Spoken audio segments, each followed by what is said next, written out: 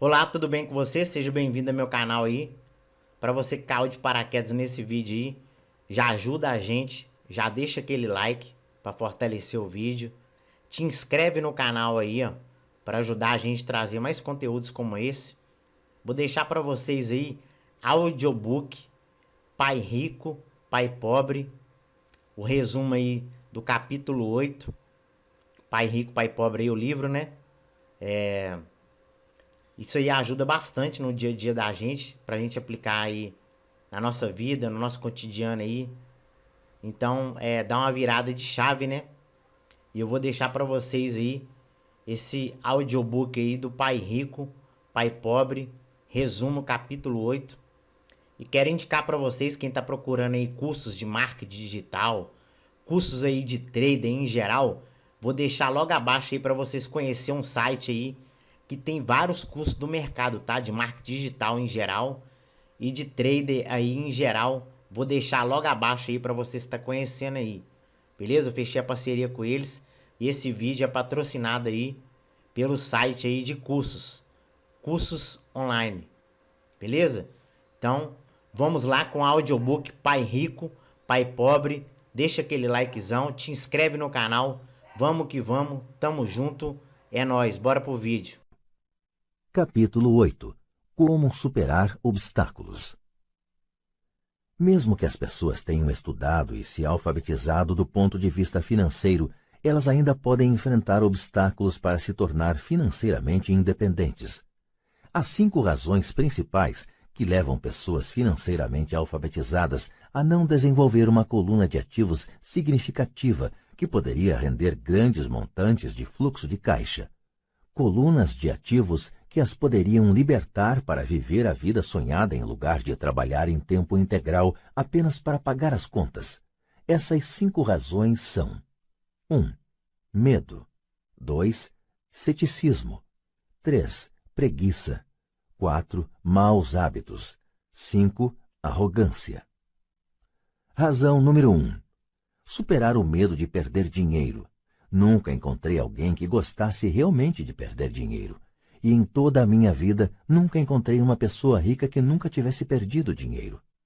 Mas encontrei uma porção de gente pobre que nunca perdeu um tostão investindo. O medo de perder dinheiro é real. Todo mundo tem, mesmo os ricos.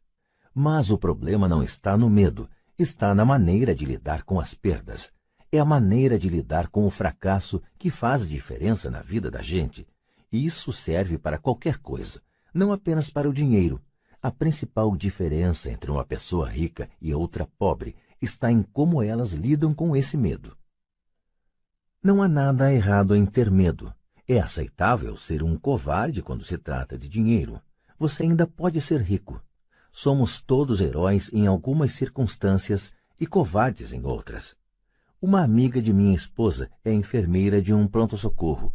Quando vê sangue, entra em ação. Quando falo em investir, ela sai correndo. Quando eu vejo sangue, não fujo, desmaio. Meu pai rico entendia as fobias relativas ao dinheiro. Algumas pessoas têm pavor de cobra. Algumas pessoas têm pavor de perder dinheiro. Ambas são fobias, dizia. Sua solução para a fobia de perder dinheiro era um pequeno verso. Se você odeia risco e preocupação, comece cedo. É por isso que os bancos aconselham iniciar o hábito da poupança desde a juventude. Se você começar jovem, será fácil ser rico. Não vou me estender sobre isso, mas há uma grande diferença entre pessoas que começam a poupar aos 20 anos e as que começam aos 30. Uma diferença apreciável. Disse que um dos assombros do mundo é o poder dos juros compostos.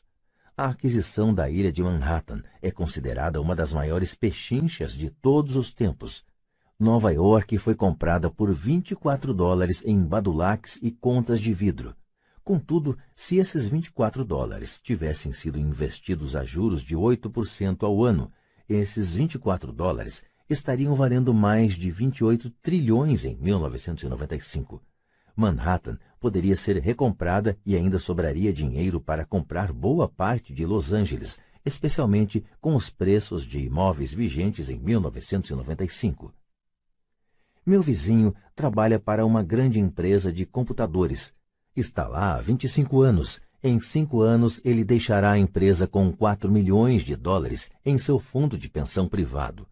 O dinheiro está aplicado em fundos mútuos altamente rentáveis, que ele converterá em títulos e papéis do governo. Ao aposentar-se, ele estará com 55 e terá um fluxo de caixa de cerca de 300 mil dólares ao ano, mais do que o seu salário atual. Isto quer dizer que é possível fazer, mesmo se você não quer perder ou odeia riscos. Mas precisa começar cedo e fazer um plano de pensão. Além disso, você deveria contratar um consultor financeiro em que confia antes de investir.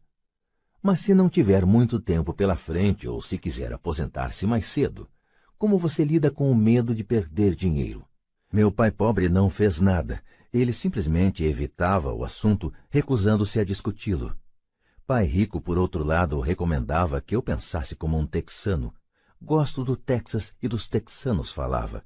No Texas, tudo é maior. Quando os texanos ganham, eles ganham muito. E quando perdem, é espetacular. Eles gostam de perder? Perguntei. Não estou dizendo isso. Ninguém gosta de perder. Mostre-me um perdedor feliz e eu lhe mostro um fracassado, respondeu Pai Rico. É da atitude dos texanos em face do risco, da recompensa e do fracasso que estou falando. É como eles encaram a vida. Eles vivem grande. Não como a maioria do pessoal daqui, que vive como baratas quando se trata de dinheiro. Baratas com medo que alguém jogue um facho de luz em cima delas. Gente que se lamoria quando o empregado do armazém erra o troco por 20 centavos. Pai Rico continuou explicando. O que eu mais gosto é da atitude dos texanos. Eles se orgulham de ganhar e se gabam quando perdem. Os texanos têm um ditado: se você for quebrar, quebre em grande estilo. Você não vai querer admitir que quebrou por uma ninharia. A maioria das pessoas aqui tem tanto medo de perder que não tem sequer uma ninharia para perder.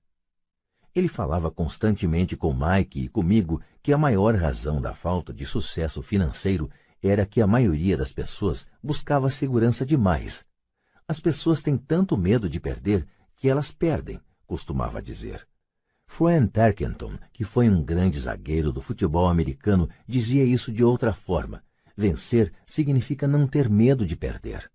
Ao longo de minha vida, observei que os ganhos em geral se seguem às perdas. Antes de aprender a andar de bicicleta, levei muitas quedas. Nunca encontrei um jogador de golfe que não tivesse perdido alguma vez uma bola. Nunca encontrei alguém apaixonado que nunca tivesse tido o coração despedaçado. E nunca encontrei ninguém rico que não tivesse perdido dinheiro. A maioria das pessoas não obtém ganhos financeiros porque a dor de perder dinheiro é maior do que a alegria de ficar rico. Outro ditado do Texas é: todos querem ir para o céu, mas ninguém quer morrer. Todos sonham em ser ricos, mas têm pavor de perder dinheiro. Então nunca se chegará ao céu. Pai Rico costumava contar para Mike e para mim histórias de suas viagens ao Texas. Se você quer realmente aprender como lidar com o risco, com as perdas e com os fracassos, vá para San Antônio e visite o Álamo. O Álamo é uma grande história de gente corajosa que optou por lutar, sabendo que não havia esperança de sucesso contra a superioridade do inimigo. Eles preferiram morrer a render-se. É uma história inspiradora que merece ser estudada, contudo, não deixa de ser uma trágica derrota militar. Eles levaram um chute no traseiro, um fracasso, se quiserem, perderam. Então, como é que os texanos lidam com o fracasso? Eles ainda gritam: lembre-se do Álamo. Mike e eu ouvimos esta história muitas vezes. Pai Rico sempre as repetia quando estava entrando em um grande negócio e ficava nervoso. Depois que tinha estudado tudo e era pegar ou largar, ele nos contava a história. Toda vez que sentia medo de cometer um erro ou de perder dinheiro, ele nos contava a história. Ela lhe dava força, lembrava-lhe que sempre é possível transformar uma perda financeira em um ganho financeiro. Pai Rico sabia que esse fracasso o tornaria mais forte e mais esperto. Não é que ele quisesse perder, apenas sabia quem ele era e como ele aceitaria a perda. Ele pegaria uma perda e a transformaria em um ganho. Isso é que o tornava um vencedor e os outros perdedores. A história lhe dava coragem para avançar quando outros recuavam. É por isso que gosto tanto dos texanos. Eles pegaram um grande fracasso e o transformaram em uma grande atração turística que lhes rende milhões. Provavelmente as palavras que mais significam para mim nos dias de hoje são estas. Os texanos não escondem seus fracassos, são inspirados por eles. Pegam seus fracassos e os transformam em gritos de guerra. O fracasso inspira os texanos a se tornarem vencedores. Mas isso não é apenas uma fórmula para os texanos, é uma fórmula para todos os vencedores. É como andar de bicicleta. As quedas foram parte do meu aprendizado. Lembro que elas aumentavam minha determinação de aprender, não a diminuíam. Também disse que nunca encontrei um jogador de golfe que nunca tivesse perdido uma bola. Perder uma bola ou um torneio serve de inspiração aos jogadores de golfe para serem melhores, praticarem mais, estudarem mais. Isso é o que os aperfeiçoa. Para os vencedores, os fracassos são uma inspiração. Para os perdedores, o fracasso é uma derrota. Citando John D. Rockefeller, sempre tentei transformar cada fracasso em uma oportunidade. Sendo nipo-americano, posso falar o seguinte. Muitas pessoas dizem que Pearl Harbor foi um erro americano. Eu digo que foi um erro japonês. No filme Torá, Torá, Torá, um sombrio almirante japonês diz a seus subordinados: receio que tenhamos acordado um gigante adormecido. Lembre-se de Pearl Harbor. Tornou-se um grito de guerra. Transformou uma das maiores derrotas dos Estados Unidos em uma razão para vencer. Esta grande derrota deu força aos Estados Unidos, que logo se transformaram em uma potência mundial. O fracasso inspira os vencedores, e o fracasso derrota os perdedores. É o maior segredo dos ganhadores. É o segredo que os perdedores não conhecem. O maior segredo dos vencedores é que o fracasso inspira a vitória. Por isso eles não têm medo de perder. Repetindo Frank Tarkenton, vencer significa não ter medo de perder. Pessoas como Tarkenton não têm medo de perder porque sabem quem são.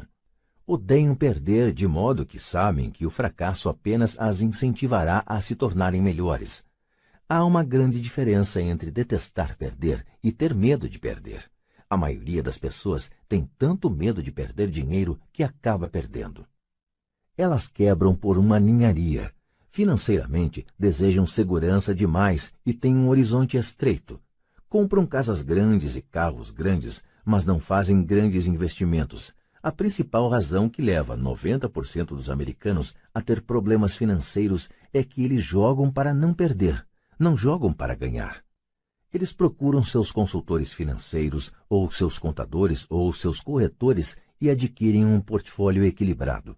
Muitos aplicam altas somas em certificados de depósito, em títulos de baixo rendimento, em fundos mútuos e em poucas ações. É um portfólio seguro e inteligente, mas não é um portfólio vencedor. É o portfólio de quem não quer perder. Não me entenda mal, é provavelmente um portfólio melhor do que o da média da população, mas isso é apavorante.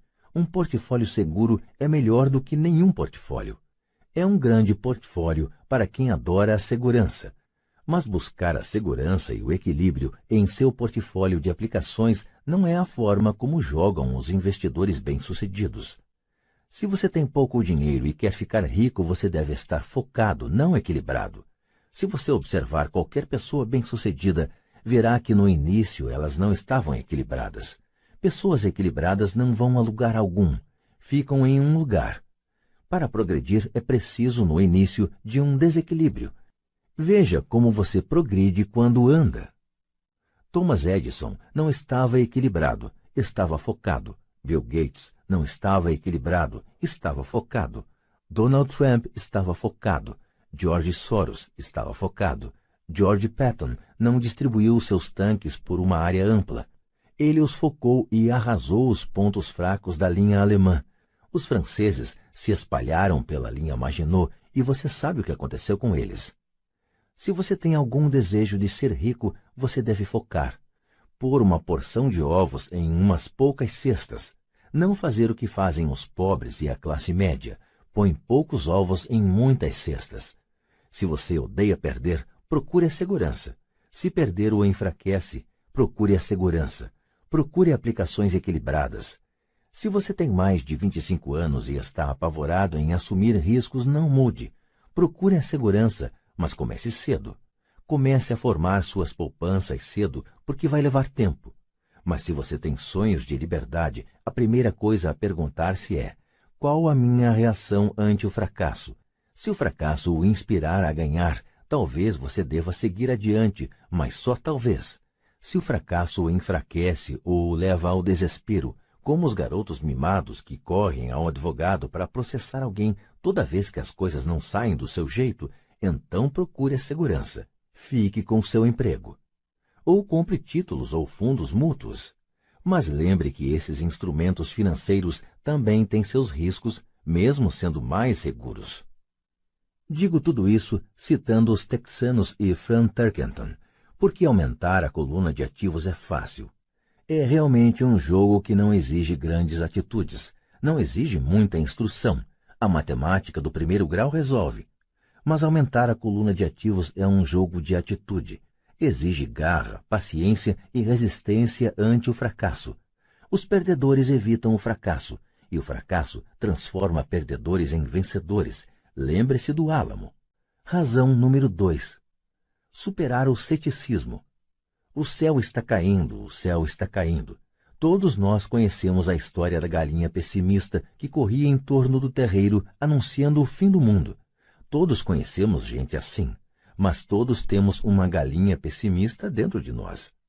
Como já disse em outra ocasião, o cético é verdadeiramente uma galinha pessimista. Todos nós parecemos com a galinha pessimista quando o medo e a dúvida toldam nossos pensamentos. Todos nós temos dúvidas. Não sou inteligente, não sou tão bom assim, fulano é melhor do que eu. Nossas dúvidas muitas vezes nos paralisam. Jogamos o jogo do e se? E se a economia entrar em colapso logo depois de eu fazer o investimento? E se eu me descontrolar e não conseguir pagar as dívidas? E se as coisas não funcionarem como planejado? Ou temos amigos ou pessoas amadas que nos lembram sempre nossas falhas. Eles dizem frequentemente: o que o faz pensar que você pode fazer isso? Se fosse uma ideia tão boa, então como foi que ninguém se lembrou disso antes? Isso nunca vai dar certo. Você não sabe do que está falando. Essas palavras de dúvida muitas vezes calam tão profundamente que deixamos de agir. Um sentimento horrível aperta nosso estômago. Às vezes não conseguimos dormir. Não andamos para a frente, de modo que ficamos com a segurança e abandonamos as oportunidades. Observamos a vida passando por nós enquanto sentamos imobilizados com um frio no corpo. Todos já passamos por isso na vida, alguns mais do que outros. Peter Lynch, do Fidelity Magellan, um conhecido fundo mútuo, faz advertências sobre o céu que despenca como um ruído, e todos nós o ouvimos. O ruído pode ser criado dentro da nossa cabeça ou vir de fora, muitas vezes de amigos, familiares, colegas ou da mídia. Lynch lembra o tempo da década de 1950, em que a ameaça de uma guerra nuclear era tão comum no noticiário que as pessoas começaram a construir abrigos antinucleares e a estocar alimentos e água. Se elas investissem esse dinheiro sabiamente no mercado, em lugar de construir os abrigos, provavelmente teriam atingido a independência financeira nos dias de hoje. Quando explodiram os motins em Los Angeles há alguns anos, as vendas de armas aumentaram em todo o país. Uma pessoa morreu depois de ter ingerido um hambúrguer mal passado no estado de Washington e o Departamento de Saúde do Arizona determinou que os restaurantes preparassem somente carne bem passada. Uma empresa farmacêutica divulgou nacionalmente um anúncio de televisão mostrando pessoas gripadas. O anúncio foi divulgado em fevereiro. Os casos de gripe aumentaram, bem como as vendas do medicamento anunciado. A maioria das pessoas é pobre porque, quando se trata de investir, o mundo está cheio de pessimistas que correm gritando: o céu está caindo, o céu está caindo. E os pessimistas atingem seus objetivos porque todos somos um pouco pessimistas. Muitas vezes é necessário coragem para não permitir que rumores e anúncios de desastres afetem nossas dúvidas e medos. Em 1992, um amigo chamado Richard foi de Boston a Phoenix para visitar minha mulher e eu. Ele estava impressionado com o que tínhamos feito por meio de ações e imóveis. Os preços dos imóveis em Phoenix estavam deprimidos. Passamos 2 dias mostrando-lhe o que considerávamos excelentes oportunidades de geração de fluxo de caixa e de valorização de capital. Minha mulher e eu não somos verdadeiramente corretores imobiliários. Somos apenas investidores. Depois de identificar uma unidade em um condomínio de lazer, chamamos o corretor que a vendeu para Richard naquela mesma tarde. O preço era de apenas $42.000 para uma casa de 2 quartos. Unidades semelhantes estavam sendo vendidas a $65.000. Meu amigo achou que era uma pechincha, fechou o negócio e voltou para Boston. 2 semanas depois, o corretor ligou dizendo que meu amigo tinha voltado atrás. Liguei imediatamente para ele a fim de saber o que ocorrera.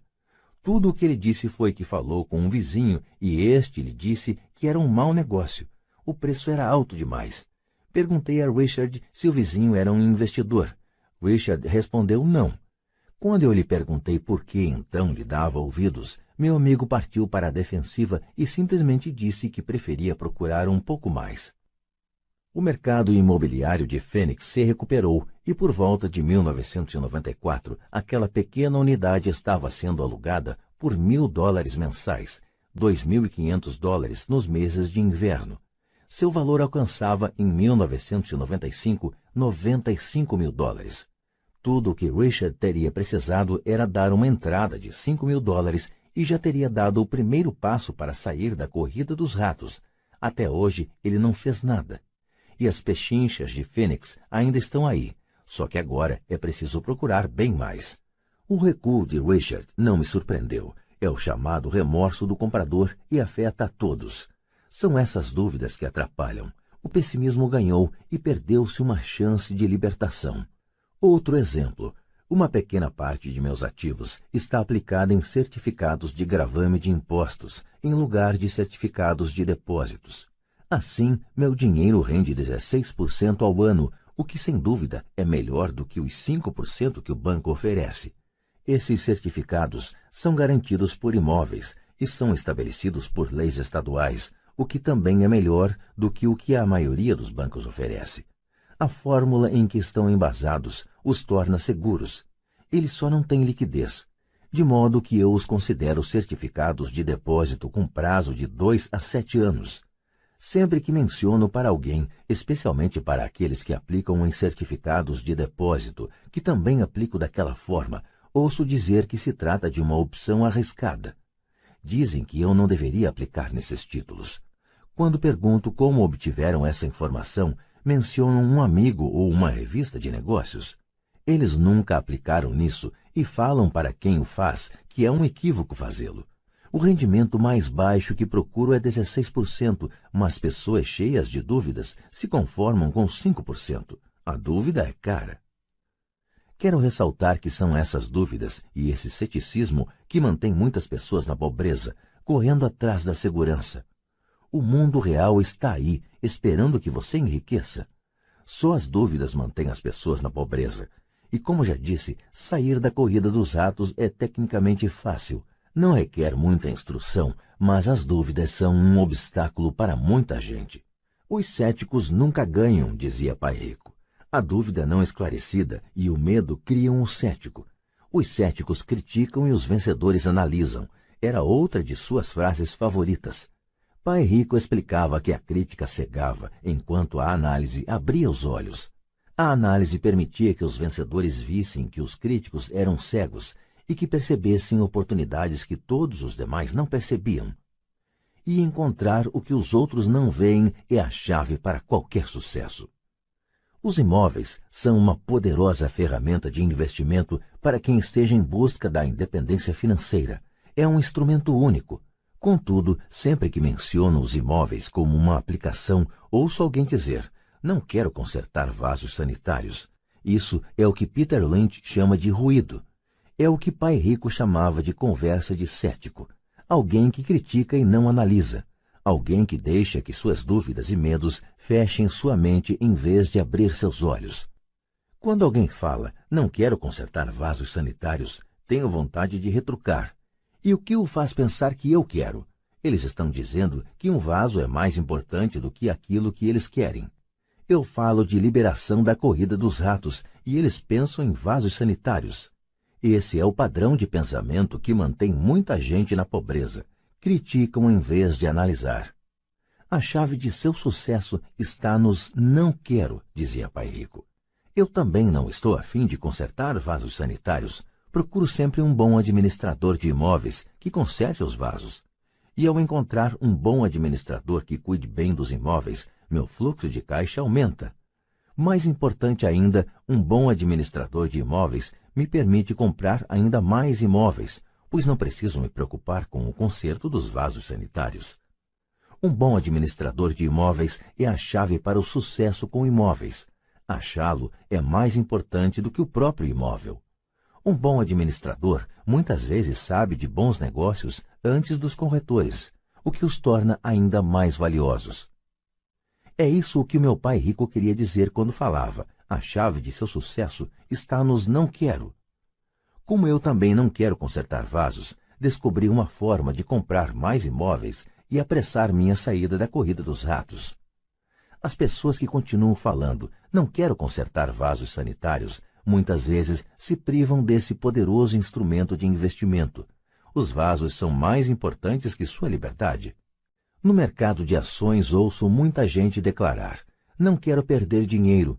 Bom, o que os leva a pensar que eu ou qualquer outra pessoa gostamos de perder dinheiro? Eles não ganham dinheiro porque optam por não perder dinheiro. Em lugar de analisar, fecham suas mentes a outro poderoso meio de investimento, o mercado de ações.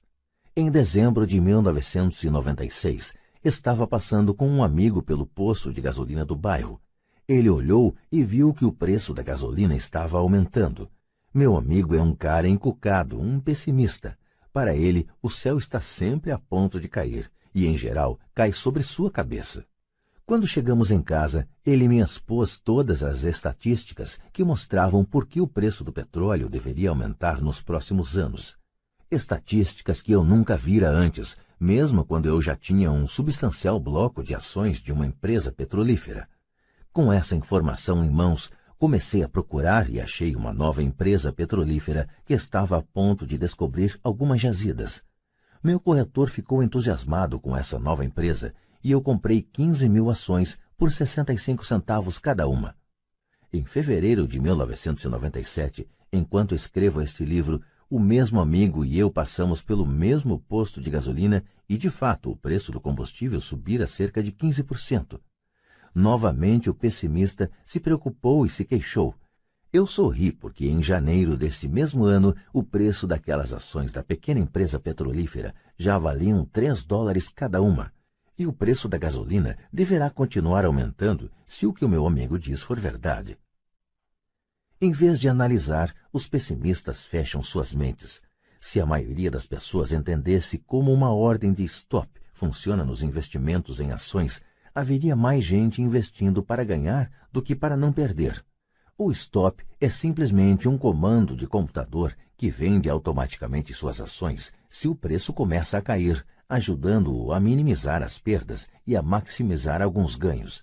É uma grande ferramenta para aqueles que têm pavor de perder.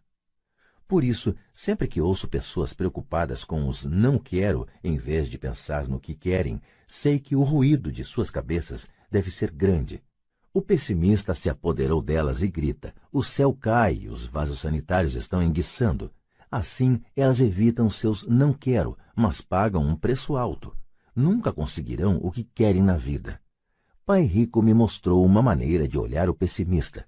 Faça o que fez o Coronel Sanders. Com 66 anos de idade, ele perdeu seu negócio e começou a viver da aposentadoria da Seguridade Social. Não era o suficiente.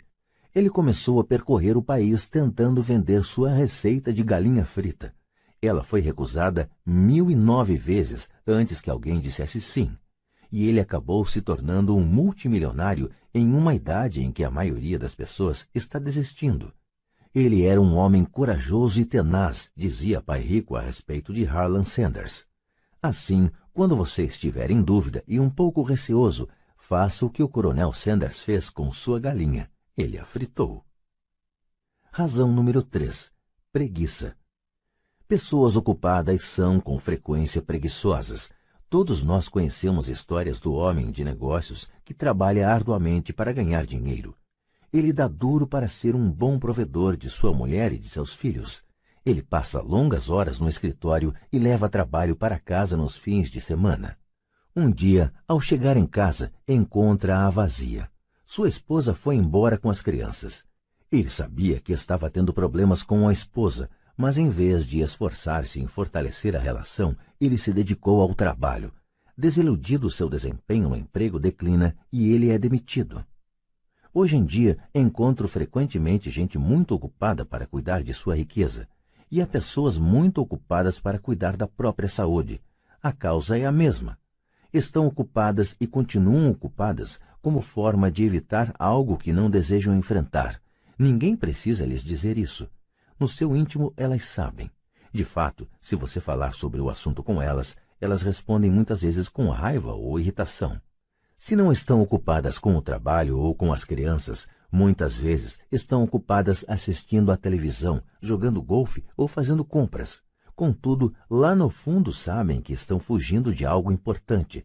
Essa é a forma mais comum de preguiça. A preguiça mantendo-se ocupado. E qual é a cura para a preguiça? A resposta está em um pouco de ambição. Muitos de nós fomos educados pensando que a ambição ou a ganância é algo ruim. Pessoas gananciosas são más, dizia minha mãe. Contudo, todos nós temos o desejo de possuir coisas belas, novas ou empolgantes. Para manter essa emoção de desejo sob controle, muitas vezes os pais encontram formas de suprir esse sentimento com culpa. Você só pensa em você mesmo, não sabe que tem irmãos e irmãs? Era uma das frases favoritas da minha mãe. Ou, você quer que eu compre o que para você? Repetia meu pai. Você pensa que fabricamos dinheiro? Você pensa que o dinheiro dá em árvore? Você sabe que não somos ricos. Não eram tanto as palavras, mas o sentimento de culpa que as acompanhava, o que me deixava possesso. O reverso da criação desse sentimento de culpa era: sacrifico minha vida para lhe comprar isto. Estou comprando para você porque nunca tive coisas assim quando criança. Tenho um vizinho que está totalmente falido, mas que não consegue colocar o carro na sua garagem. A garagem está cheia de brinquedos das crianças. Esses garotos mimados têm tudo o que sonham. Não quero que saibam o que é passar necessidade, diz o pai. Ele não tem um tostão guardado para mandar os filhos para a universidade ou para ele mesmo se aposentar, mas seus filhos têm todos os brinquedos possíveis. Recentemente, recebeu pelo correio um novo cartão de crédito e levou os filhos para conhecer Las Vegas. Faço isso pelos garotos, diz com ar de grande sacrifício. Pai rico proibia que se dissesse não dá para comprar. Na casa de minha família de verdade escutava isso a toda hora. Já pai rico queria que seus filhos dissessem: como posso comprar isso? Ele considerava que as palavras não dá para comprar fechavam o cérebro. Você não precisava pensar mais. Como posso comprar isso? Era uma forma de abrir a mente, obrigava você a pensar e buscar alternativas. Mais importante do que isso, ele considerava que não dá para comprar é uma mentira, e o espírito humano sabe disso. O espírito humano é poderoso, muito poderoso, dizia. Quando sua mente preguiçosa repete não dá para comprar, uma guerra se estabelece dentro de você. Seu espírito se enfurece e sua mente preguiçosa deve defender a mentira dita. O espírito grita: vamos, vamos para a academia fazer exercícios. E a mente preguiçosa responde: estou cansada, trabalhei muito hoje. Ou o espírito humano diz: estou cansado de ser pobre. Vamos sair daqui e enriquecer. E a mente preguiçosa fala: pessoas ricas são gananciosas. Além disso, dá muito trabalho, não é seguro, posso perder dinheiro. Do jeito que está, já trabalho muito. Já tenho que fazer coisa demais no emprego. Veja o que tenho que fazer hoje à noite. O chefe quer que eu entregue de manhã. Não dá para comprar, também traz tristeza, uma sensação de desamparo que leva ao desânimo e muitas vezes à depressão. Apatia é outra palavra que se aplica. Como posso comprar isso? Abre possibilidades, empolgação e sonhos. Pai rico não estava tão preocupado com o que você queria comprar, Mas esse como posso comprar isso fortalece a mente e dinamiza o espírito. Assim, raramente ele dava alguma coisa a Mike ou a mim. Em vez disso, perguntava: como você pode comprar isso? E isso incluía a mensalidade da universidade que nós tínhamos que pagar com nosso dinheiro. Não era o objetivo, mas o processo de atingir o objetivo que desejávamos, o que ele procurava passar para nós. O problema é que hoje sinto que milhões de pessoas se sentem culpadas por sua ambição. É um condicionamento que vem da infância. Elas desejam ter melhores condições que a vida oferece. A maioria foi condicionada, entretanto, a dizer subconscientemente: você não pode ter isso, ou você não conseguirá comprar isso nunca. Quando decidi sair da corrida dos ratos, havia uma questão simples: como posso conseguir não voltar a trabalhar mais? E minha mente começou a disparar respostas e soluções. A parte mais difícil foi romper com os dogmas de minha família de verdade. Não podemos comprar isso, ou pare de pensar só em você, ou por que você não pensa nos outros? E outras expressões parecidas que se destinavam a criar culpa e suprimir minha ambição. Assim, como combater a preguiça? A resposta está em um pouco de ambição. É como diz aquela estação de rádio W2FM, o que há aí para mim? A pessoa precisa sentar e pensar: o que há aí para mim se sou saudável, sexy e tenho boa aparência? Como seria minha vida se eu nunca tivesse que voltar a trabalhar? O que seria de mim se eu tivesse todo o dinheiro de que preciso? Sem esse pouco de ambição, não há o desejo de ter algo melhor, de progredir. Vamos à escola e estudamos muito porque queremos algo melhor. Então, sempre que você se flagrar evitando algo que você sabe que deveria fazer, a única coisa a fazer é perguntar-se: o que há aí para mim? Seja um pouco ambicioso, é a melhor cura para a preguiça. Contudo, a ambição demais, como todo exagero, não é bom. Mas lembre-se do que Michael Douglas falava no filme Wall Street: a ambição é boa.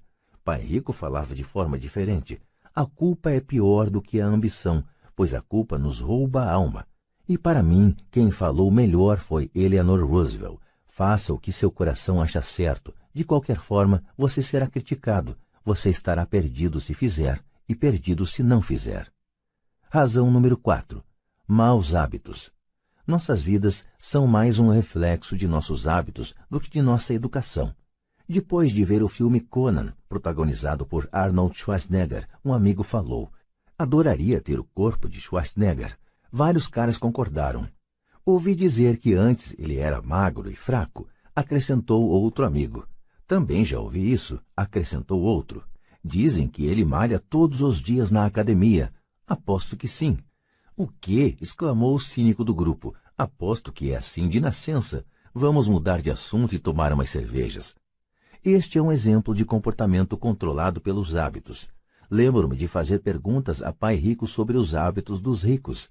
Em vez de dar uma resposta direta, ele tentou ensinar pelo exemplo como costumava fazer. Quando seu pai paga as contas dele? Perguntou Pai Rico. No início do mês, respondi. E sobra alguma coisa? Prosseguiu Pai Rico. Pouco, disse eu. É por isso que ele tem dificuldades, falou Pai Rico. Ele tem maus hábitos. Seu pai paga primeiro todos os outros. Ele paga a si mesmo por último, mas só se sobrar alguma coisa. O que em geral não acontece, comentei. Mas ele tem que pagar as contas, não tem? O senhor está dizendo que ele não deveria pagar as contas? Claro que não, disse Pai Rico. Acredito firmemente em pagar minhas contas no prazo. Só que eu pago a mim mesmo em primeiro lugar, mesmo antes de pagar ao governo. Mas o que acontece se o senhor não tiver dinheiro que chegue? Retruquei. O que o senhor faz então? A mesma coisa, prosseguiu Pai Rico. Primeiro pago a mim mesmo, mesmo se tiver pouco dinheiro. Minha coluna de ativos é muito mais importante para mim do que o governo. Mas, continuei, eles não vão atrás do senhor? Sim, se você não pagar, disse Pai Rico. Olhe, não estou falando para não pagar. Só que eu pago a mim mesmo primeiro, mesmo quando tenho pouco dinheiro. Mas como é que o senhor consegue isso? Disse eu. A questão não é como, a questão é por quê, replicou Pai Rico. Ok, por quê? Motivação, falou Pai Rico. Quem reclamará mais se eu não pagar, eu ou meus credores? Sem dúvida os credores gritarão mais alto, respondi a pergunta óbvia. O senhor não faria nada se pagasse a si próprio. Está vendo, depois de pagar a mim mesmo, a pressão para pagar meus impostos e os demais credores é tão grande que me obriga a buscar outras formas de renda. A pressão para pagar se torna uma motivação. Já tive empregos extras, comecei outros empreendimentos, negociei na bolsa, qualquer coisa para ter certeza de que esses caras não ficassem gritando comigo. Essa pressão me fez trabalhar mais, me obrigou a pensar, e tudo isso me tornou mais esperto e mais ativo no que se refere a dinheiro. Se eu deixasse para me pagar no final, não teria sentido as pressões e estaria quebrado. Quer dizer que é o medo do governo ou de outras pessoas a quem deve dinheiro que o motiva? Certo, disse Pai Rico. Você vê, o pessoal do governo é forte, os demais credores também. A maioria das pessoas se rende a esses tiranos, elas pagam a eles e nunca se pagam a si próprias. Você conhece a história do fracote a quem atiram areia na cara? Abanei a cabeça afirmativamente. Já vi esse anúncio de aulas de fisiculturismo nos gibis muitas vezes. Bem, grande parte das pessoas deixa que os fortes lhes joguem areia na cara. Eu decidi usar o medo do tirano para me tornar mais forte. Outros ficam mais fracos.